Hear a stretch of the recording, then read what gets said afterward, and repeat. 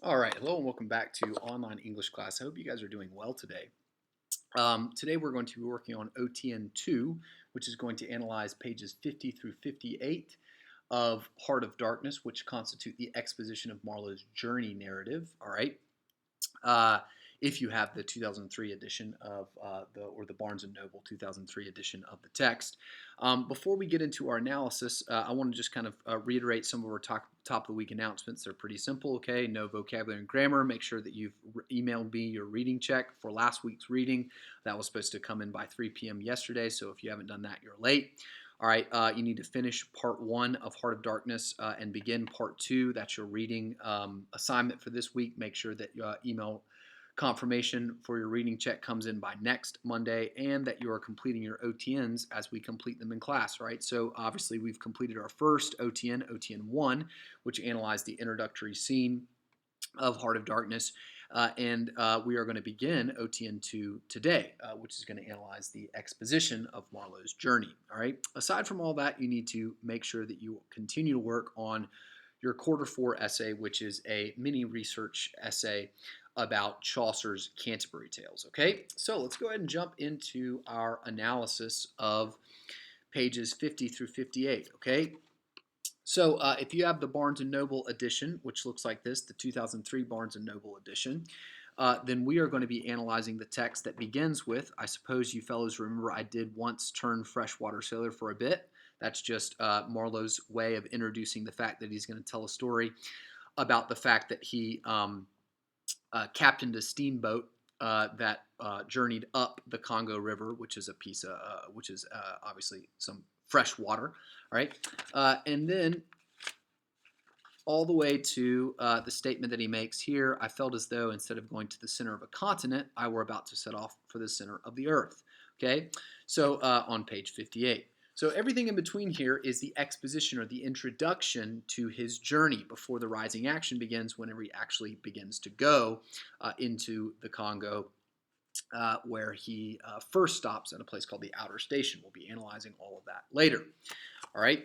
So we're going to be looking at the exposition of Marlow's journey, right, closely analyzing it. We're going to try and develop a basic comprehension of what happens. We'll be doing that through the SQ3R. And then today we're going to be analyzing these 2 points, Marlow's description of the Congo setting and how that reveals Marlow's perspective and frame of mind prior to his journey, and then Marlow's description of another key setting, the city of Brussels. Both of these become major symbols in the text. All right, tomorrow we'll be looking at Marlow's description of the knitters of black wool to help illustrate, once again, his frame of mind prior to his journey and also his description of the destination of his journey. Okay, so by the end of tomorrow, we'll have finished all of this OTN. So just make sure you're following along with me in your notes and completing your OTNs as we work through. All right. So let's go ahead and work through our SQ3R in preparation for our analysis of these pieces of text. Okay. So first and foremost, we want to survey the speaker of the text. The speaker of the text is the first person narrator, Marlow. He is, as established in the introductory scene, exploring at its core the central theme of the narrative is Marlow's exploration of the moral justification of European imperialism. All right. In other words, he is exploring the moral and spiritual foundation that is at the basis of his own society or his own civilization. Okay.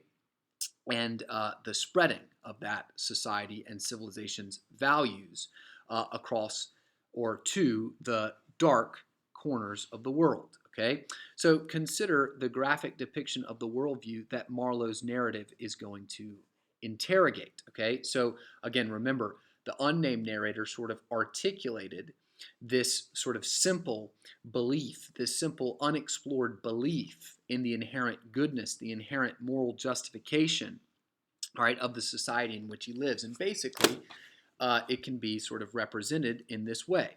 All right.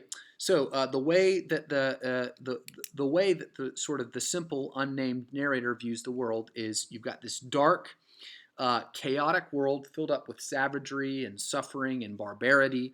Okay, a world where throughout history people have killed each other and stolen from one another and harmed the weak. and attempted to and used their power and their strength for their own well-being instead of the well-being of those who need their help. Okay, all of these sort of examples of savagery, barbarity, that are sort of that color the history of the world, a very dark tone indeed. Okay, and that extends all the way just into the nature of this physical world, right? Which is dominated in the end by death, right? The force that is the overarching controller of this world is death. All things that have ever lived will eventually die and decay. Okay, in this sort of Ouroboros serpent of a world that we live in, all right? And redeeming that darkness, right? If there's anything that illuminates that darkness, that lights it up, that stands in the face, that redeems this chaos, it is for the unnamed narrator the sacred fire, right? This torch that the bearers of the sacred fire, guys like Sir Francis Drake and Sir John Franklin, who are representatives of English imperialist or Western European imperialist as a whole, he believes that this sacred fire is connected to the ideals, the beliefs associated with Western European civilization in the modern age, in the modern era. Okay, so distinctly notice that he doesn't list anything associated with like Western Christianity. He rather is sort of emphasizing modern technology. Or Western liberal governing structures, all of these ideals that the modern Western European individual, the modern Westerner, believes to be inherently good. And therefore, because they are inherently good, all right, when something is inherently good, good in and of itself, then it's worth fighting for. It's even worth dying for. It's worth living for. Okay, and so the sacrifices incurred by spreading those ideas are redeemed, as Marlow says, by the goodness of the ideal in and of itself.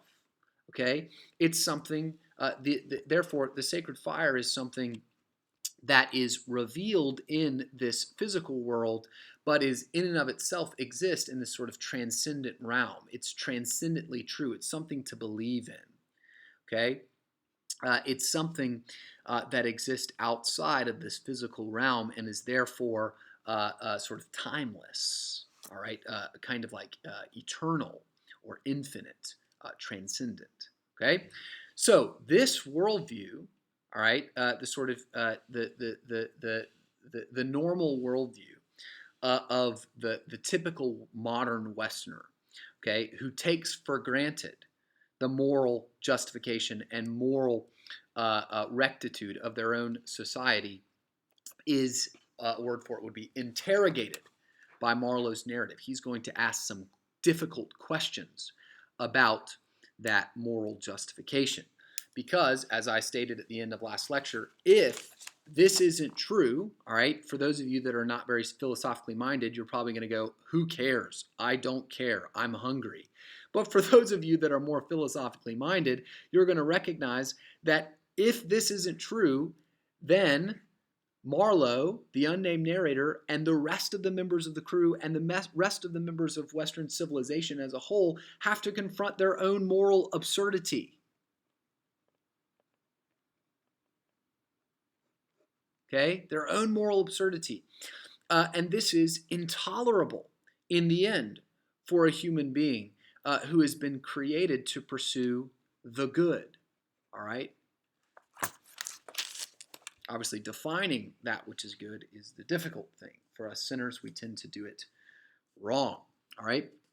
So, genre and style, this is obviously a journey narrative. It's a pilgrimage narrative. It's symbolic. It's semi-allegorical. So we ought to be paying attention to the symbolic significance of the details that are developed in the narrative. All right, what's the title? Well, this is part 1, pages 50 through 58. These 8 pages constitute the exposition of Marlow's journey. So the structure of the book, the structure of the narrative as a whole, just to review, can be sort of depicted like this. We've got this outside frame of the crew on the Thames. All right, the story starts at the introductory scene begins at dusk. Then Marlow tells his story about a past experience. This is all something that happened to Marlow in the past. All right. He went to the Congo and he's telling the story of his experiences on the Congo or in the Congo to the crew who are on the Nelly. And that takes basically all the way until midnight, right? All right, so how does the central question here that we're going to be answering is how does the style of Marlow's narration characterize him at the beginning of his journey? Okay, so we're going to be looking at the frame of mind, all right, that Marlow was in this section of his story. Okay, it's narrated by Marlow after the fact, but we're looking at Marlow as he develops as a character during the course of his journey, all right, as he is seeking to understand the moral justification of the society in which he lives. Okay, so what basically happens here? Well, first, Marlow begins by describing his attraction to the Congo. All right, so he describes it as something that he was always attracted to, a kind of snake that charmed him like a silly little bird, and that he just sort of flies into the mouth of on his own free will because he's just so curious what's down there, what it's like in the heart of a continent that he's never been to or never experienced, but heard so much about. All right. He then talks about how he got connected with the Belgian trading company. Okay. So these are some of the details that help make the narrative make more sense. Marlow is an English citizen. All right. He's English. He's British. Right.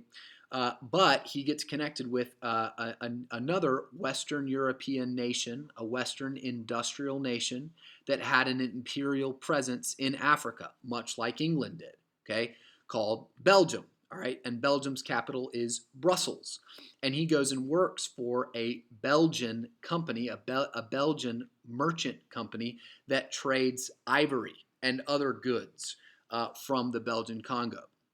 All right, so he explains that he's going to replace a guy named Friesleven, who was killed by natives, all right? And he's going to serve as a steamship captain. He's a sailor, all right? He's a competent sailor, and he's going to serve as a steamship captain on the Congo. This, side note, Conrad actually literally did this in his life, which is pretty crazy, all right?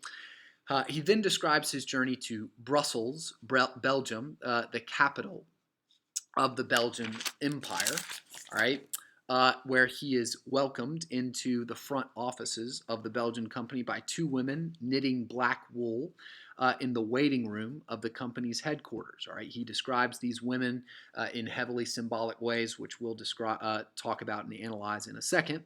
All right, he then has a conversation, a very quick conversation with the director of the Belgian company, who hires him on the spot. He's just like, "Welcome aboard, bon voyage," and he sends him out the door.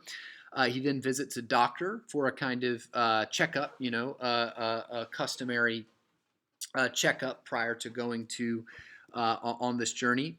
The doctor basically tells him one thing. He just says, do calme, stay calm, stay calm. That's his best medical advice, is just to stay calm. All right, and he bids farewell to his aunt. All right, so Marlow says goodbye to his aunt, who hooked him up with the job in the first place. She's obviously Belgian, and she praises him for spreading civilized ways of life to the ignorant millions, and then he sets off for the Congo. Okay, so that's basically what happens in the exposition, but we need to analyze some of the details to understand the frame of mind, the significance of sort of the exposition of the narrative. Okay, so let's go ahead and look at our first point. Our first point is analyzing Marlow's description of the Congolese setting. All right, so let's go ahead and turn in our text to page 52. I'm actually going to begin on the very bottom of 51. All right, in which Marlow is talking about why his motives for going to Africa in particular. Why didn't he go explore the North Pole or something like that if he's such an adventurous kind of person? All right.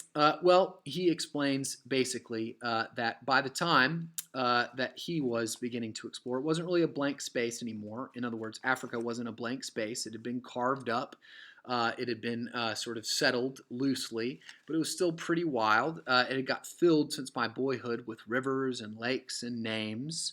All right. It had ceased to be a blank space of delightful mystery, a white patch for a boy to dream gloriously over.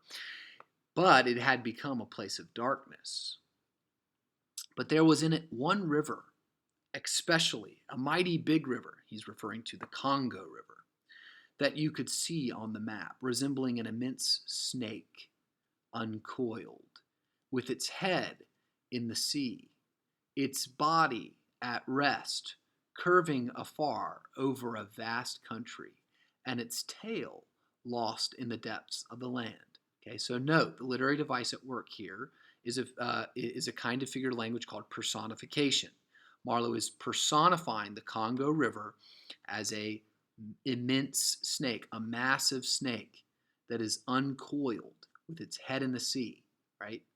And he is going to sail right into its mouth. All right. As I looked at the map of it in a shop window, it fascinated me as a snake would a bird, a silly little bird. Then I remembered there was a big concern, a company for trade on that river, the Belgian Congo Company. Dash it all. In other words, screw it, I thought to myself. They can't trade without using some kind of craft on that lot of fresh water. Steamboats. He knows how to captain a steamboat.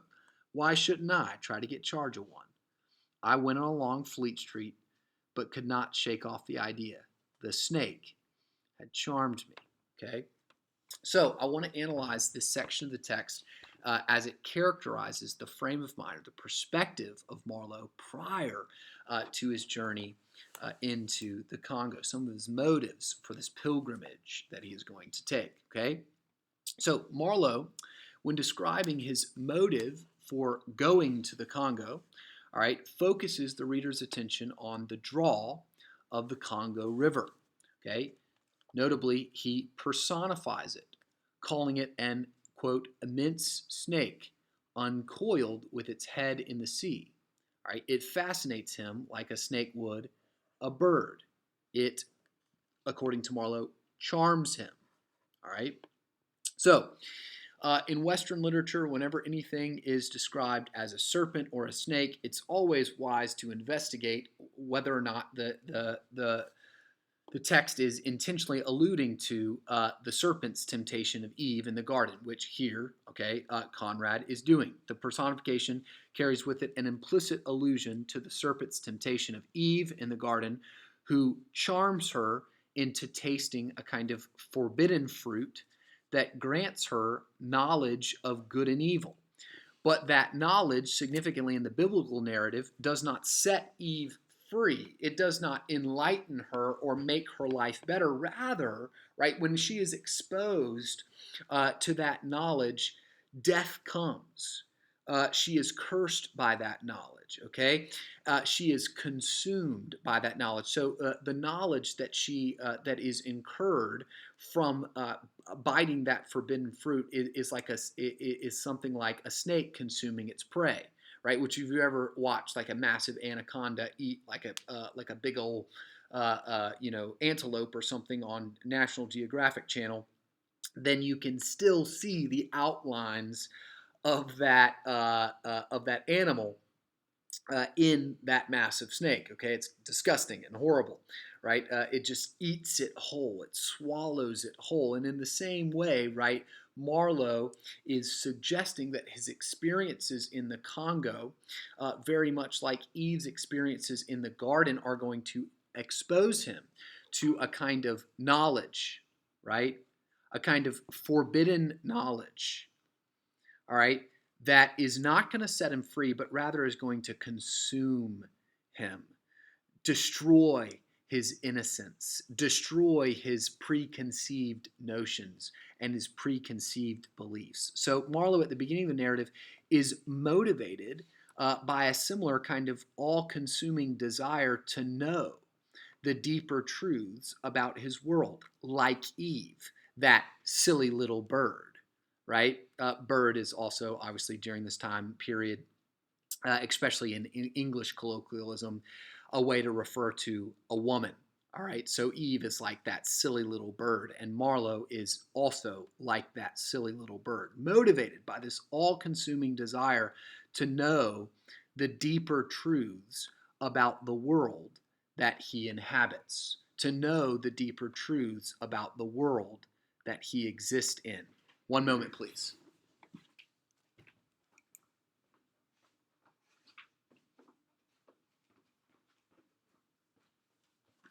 All right, I had to turn the lights back on.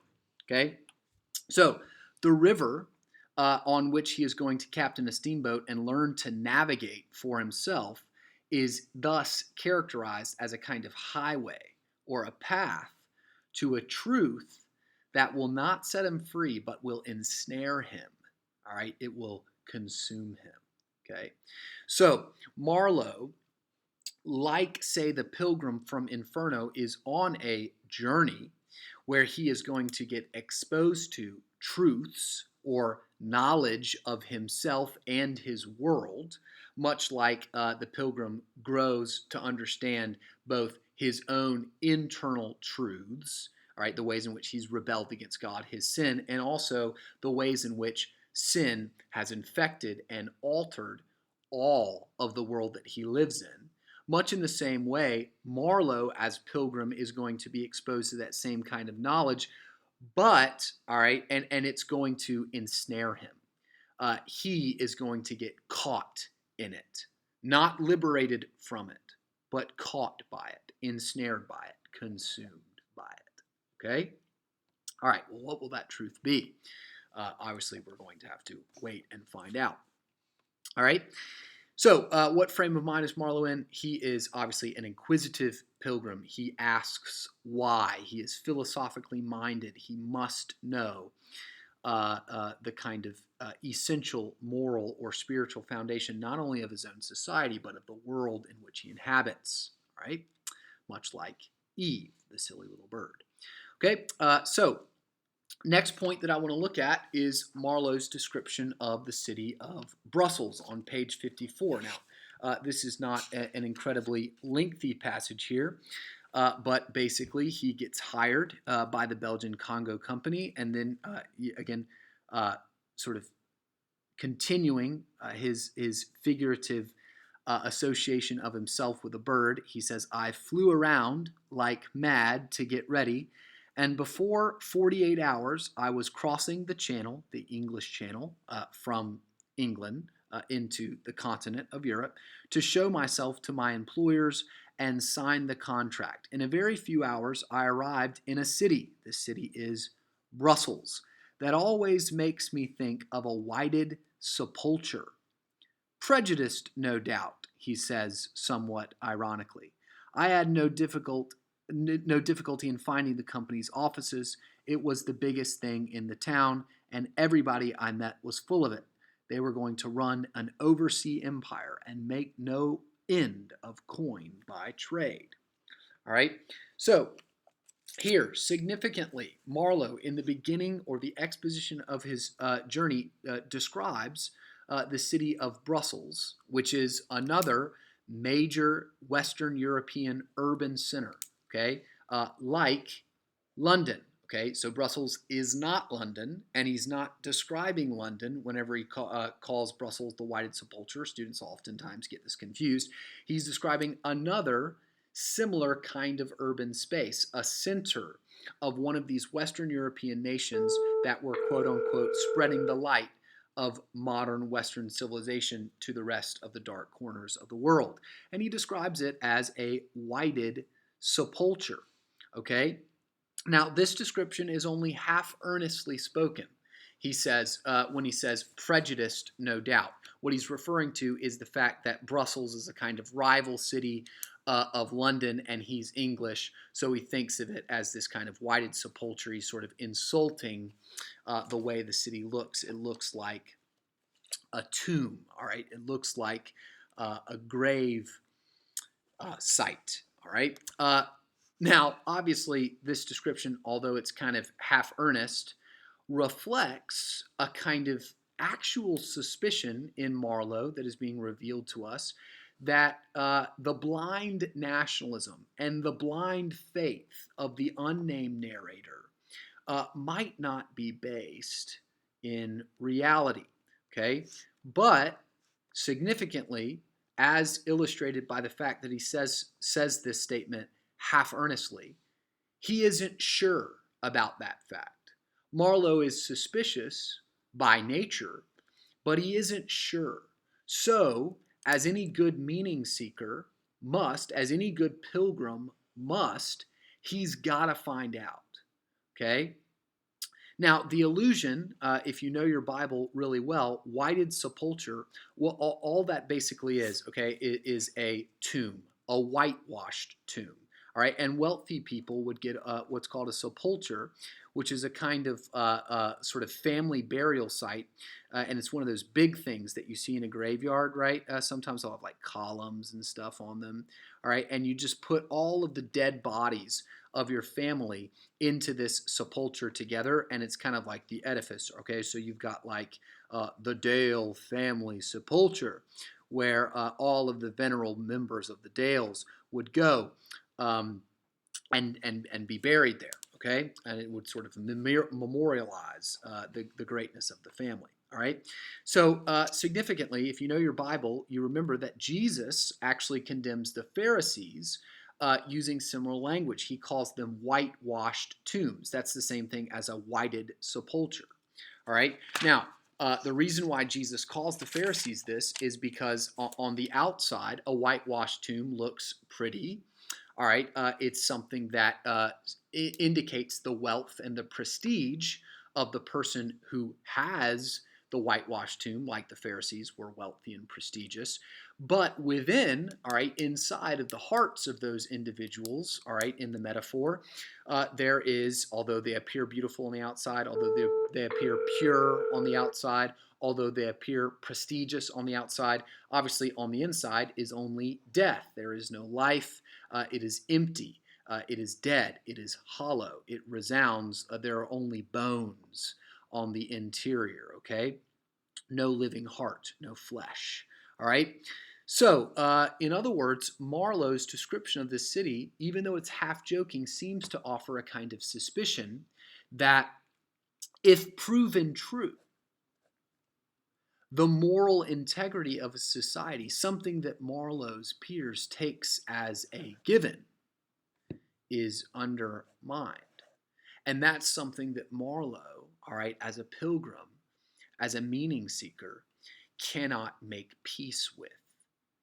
That's why he goes to the Congo, to see if it's actually true, to see if there is indeed a sacred fire that is illuminating the darkness, that is saving the barbarian from their barbarism, to see if this sacred fire, which is not a sacred tree, but rather a sacred fire, is actually an idea worth sacrificing for, or if it's simply, as he says in the introduction, a sentimental pretense, a feeling, something that makes us feel better about ourselves as we loot the world for our own benefit. Okay? So, those are the first 2 points of the exposition. Tomorrow we're going to be talking about the significance of Marlow's description of the knitters of black wool and his description of the destination of his journey. All right, have a great day, you guys.